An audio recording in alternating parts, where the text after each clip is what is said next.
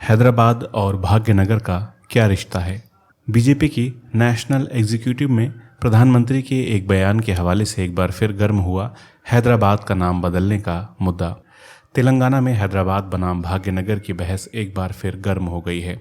पूर्व केंद्रीय मंत्री रविशंकर प्रसाद के मुताबिक हैदराबाद में हाल में हुई बीजेपी की नेशनल एग्जीक्यूटिव में पीएम ने कहा कि भाग्यनगर में ही सरदार वल्लभ भाई पटेल ने एक भारत शब्दावली का इस्तेमाल किया था। सरदार पटेल ने एक भारत की नींव रखी थी और अब इसे मजबूत करने की जिम्मेदारी बीजेपी की है। इस बयान के बाद बीजेपी और संघ परिवार के लोग एक बार फिर जोर शोर से कहने लगे हैं कि हैदराबाद का नाम दरअसल भाग्यनगर था। विरोधियों की राय हालांकि अलग है। कुल मिलाकर हैदराबाद के नाम को लेकर कोई एक राय नहीं है, अलग अलग नज़रिए जुड़े हैं इसके साथ। नवभारत गोल्ड की एक्सप्लेन्ड सीरीज में आइए एक नज़र डालते हैं इस पूरी तस्वीर पर। भागमती से क्या रिश्ता है। हैदराबाद या भाग्यनगर को लेकर हो रही बहस में सबसे मज़ेदार किस्सा भागमती से जुड़ा है।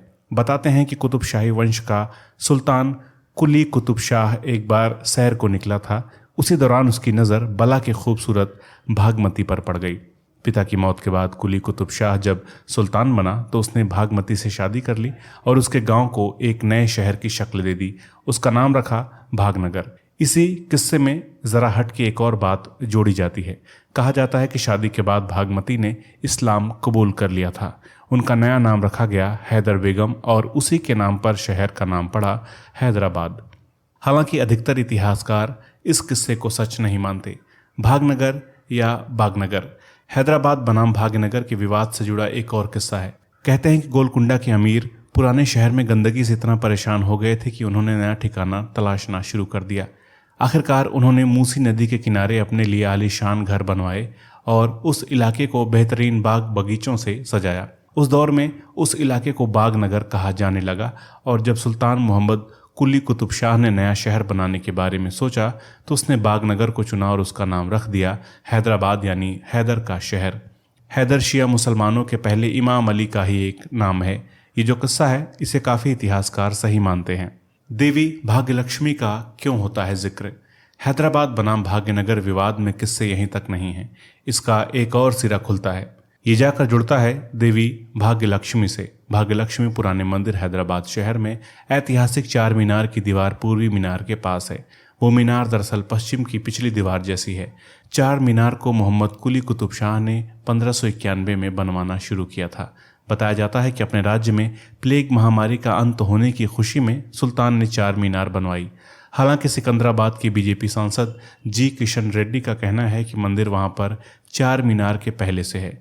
वहीं कुछ लोगों का कहना है कि चार मीनार को आसपास से गुजरने वाली गाड़ियों की टक्कर से बचाने के लिए एक छोटा सा पिलर बनाया गया था, लेकिन 1960 के दशक में किसी ने उसे केसरिया रंग में रंग दिया और कुछ लोग वहां आरती करने लगे। और जब एक बार एक सरकारी बस की टक्कर से वो पिलर कुछ टूट गया तो रातों रात वहां बांस का एक ढांचा बना दिया गया और वहां देवी प्रतिमा स्थापित कर दी गई।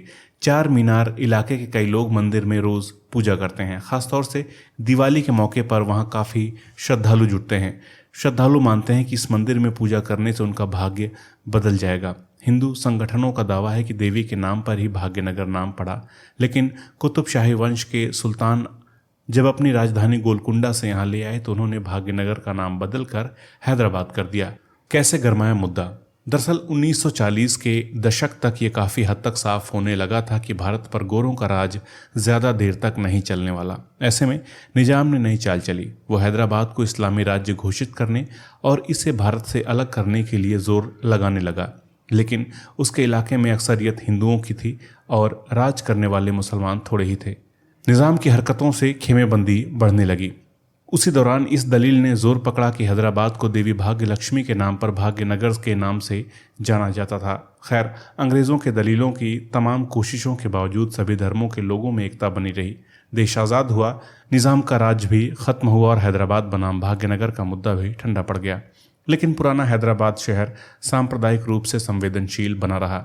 नवंबर 1979 में जब मक्का में चरमपंथियों ने ग्रैंड मॉस्क पर कब्जा कर लिया तो हैदराबाद शहर में ऑल इंडिया मजलिसे इत्तेहादुल मुस्लिमीन यानी AIMIM ने बंद की अपील की। दिवाली करीब थी तो कुछ हिंदू दुकानदारों ने कहा कि उन्हें दुकानें खोलने दिया जाए। इसके चलते टकराव हो गया। भाग्य लक्ष्मी मंदिर में भी तोड़फोड़ की गई। कुछ साल बाद 1983 में मंदिर को लेकर फिर तनातनी हुई।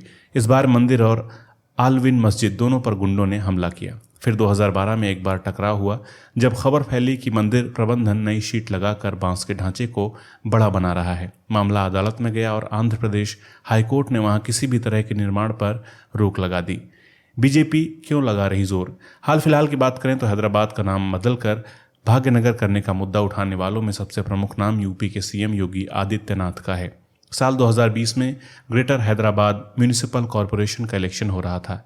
प्रचार अभियान के दौरान योगी ने कहा था, कुछ लोग मुझसे पूछ रहे थे कि हैदराबाद का नाम फिर से भाग्यनगर किया जा सकता है या नहीं।